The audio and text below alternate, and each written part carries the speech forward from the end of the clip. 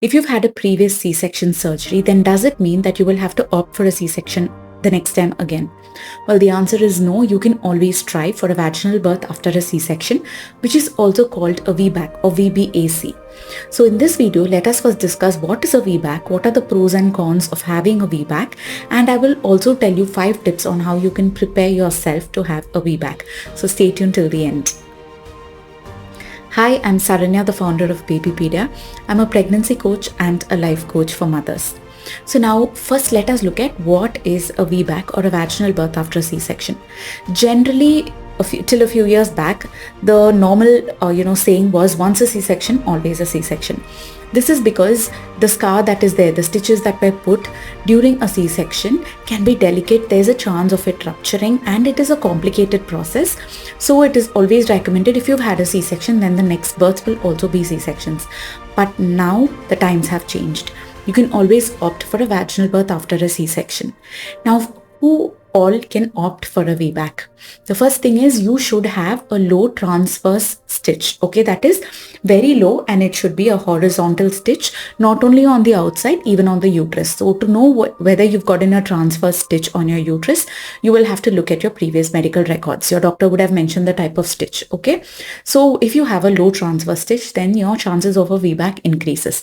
The second is you should have a gap of a minimum of 18 months between your previous C-section and the current due date, because it takes at least 18 months for your previous scar to heal well. So that is why this gap is recommended, so that you can have a very easy VBAC without increasing the risk of your previous scar opening up or rupturing. The third is you shouldn't have any medical complications that again bring about a cause for you to have or your doctor to recommend you to have a C-section. Okay, so when these three are good, these three factors are good, then no problem, you can definitely discuss with your care provider and you can plan for a VBAC. So now what are the benefits of having a VBAC? All of us know, we all agree that a C-section is a major abdominal surgery. Any major surgery does have its side effects. It is going to affect the quality of life and the health that you are having. Just because a C-section is one of the most common surgeries, it does not make it a simple process, right? It does not make it easy for the mother to recover, or it's not going to improve the quality of their life. So having multiple surgeries to your abdomen can cause a lot of discomforts for you. So going for the natural way, that is a vaginal way of delivering your baby, is always beneficial. It has a lot of benefits for you as the mother and for your baby as well. Also, recovery is faster. You're able to take care of your baby faster, and there are benefits for your baby as well. Like I said, right, the microbiome, the vaginal microbiome, and it reduces the risk of your baby getting complications like asthma, wheezing in the future. Their immunity is much better. Yes, so all this is definitely a reason for you to go for a VBAC. But is there any negative or a downside to it? Yes, anytime you have any type, not just a previous C-section, any surgical procedure to your uterus or your uterus, then it increases the chances of a uterine rupture, where the place where the previous C-section was or any other part of the uterus will open up, okay, causing complications. But the percentage of uterine rupture or the chances of you having a uterine rupture is quite low.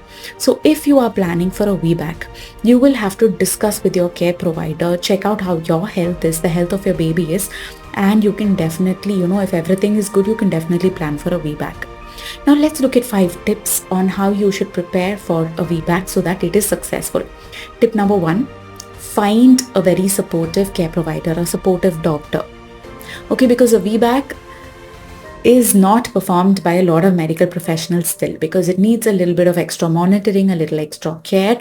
It is not considered a low risk. It is medium risk, right? So you will need to find a care provider or doctor who is VBAC friendly, who has already supported other mothers and having a VBAC, who is confident enough to hold you through the process. Okay, I think this is the toughest part of the whole thing, because we need to find a doctor who aligns with our birth principles. The second thing that you will have to do is preparation. So this preparation, I will break it into 3. You need to eat the type of nutritious food. You have to take care of your diet to reduce the type of complications that you can get, so that you're able to manage and you reduce the chances of getting gestational diabetes, eclampsia and all that. The second is taking care of your exercise routine. So the more you exercise, the better your stamina is, the better your muscles are more flexible, and it also prepares your body to manage through the ordeal of labor and giving birth vaginally, right? So prepare yourself by doing a lot of exercise. Get your body into the right condition to support you to have a vaginal birth. And the third type of preparation is educating yourself. Empower yourself with information so that when somebody comes and tells you, oh my god, you're planning for a C-section, what if there's a risk, what if something happens, you're not scared, you're prepared, you're confident. Because let me tell you, your confidence plays a very big role in whether your VBAC will be successful or not. Okay, you should not get scared with people. You should be armed with enough research, enough information. You should be confident in order to have a successful VBAC. The third thing that you will have to do is understand the reason for your previous C-section. Because not every reason will repeat itself. For example, if your baby had past meconium or there was some other complications in your previous C-section that may not happen again in this pregnancy, then you don't have to worry at all.